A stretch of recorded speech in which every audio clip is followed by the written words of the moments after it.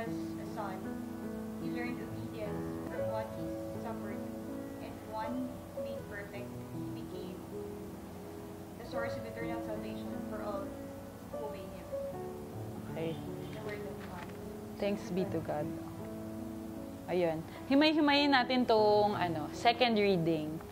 Kasi sa Bible ko, he was in the flesh, he offered. Ano yung pagkakasabi nga ulit nun sa'yo?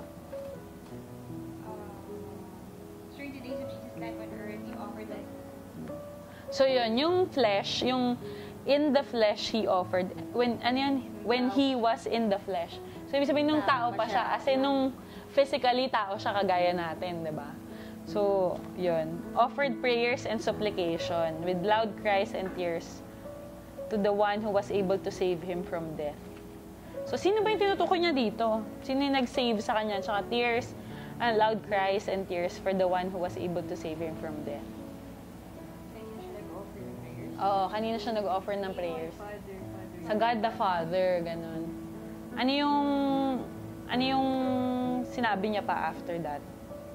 Because of his reverence, ganyan. So, he has great respect then for the Father. He's God and he knows that, but he still has great reverence to the Father. Tapos yun, he even, pray, diba?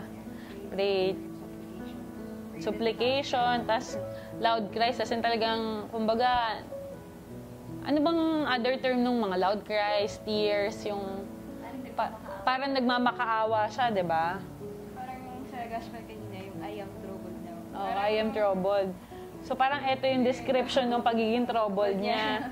Umiiyak siguro talaga siya, ganyan. Oo. Parang awa niya na. Siguro Parang ito awa yung niya na, part oo. nung sa Gethsemane. Oh, yung agony in the garden, oo. Nagdadasal siya na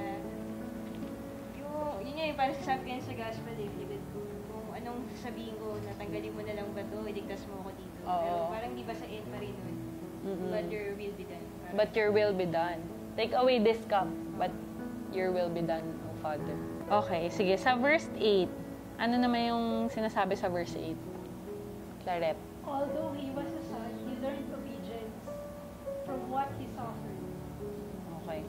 So yun, parang kanina pinag-usapan natin, di ba? Kahit na alam niya na Son of God siya, na part siya, kasama siya dun sa Trinity, di ba? Alam niya na, I am also God, I am also divine. Pero, he knows that he needs to obey.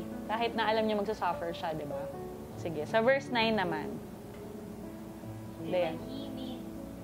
when he was made perfect, he became the source of eternal salvation for all who obey him. Anong gusto niyang sabihin doon?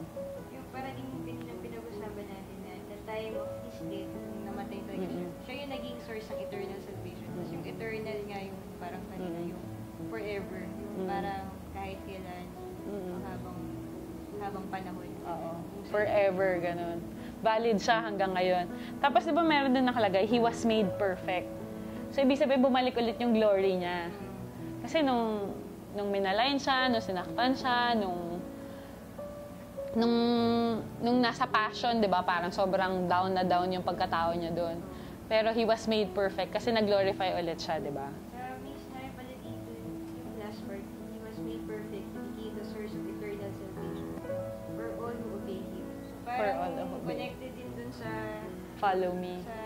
sa follow me, sa dun sa first reading na sinabi na yung sa covenant, ganun, di ba? Oo. Yung sa covenant kasi, yung pagiging faithful nila dun sa covenant. Faithful to the Parang covenant. Eternal salvation for all who obey him. For all who are faithful to the covenant.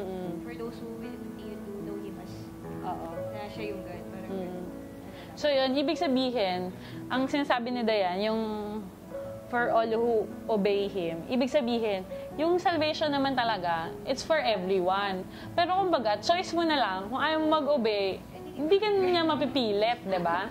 Kumbaga parang, yun nga, hindi ka niya mapipilit. Walang sapilitan kung ayaw mo mag-obey. Pero basta, it's free for all. Parang kumbaga, kunyari, nagpakain ka, it's free for all. Depende na sa'yo kung gusto mong kumain, di ba? Yung ganun. Parang ganun din yung covenant, saka yung salvation, ganyan. So, yun.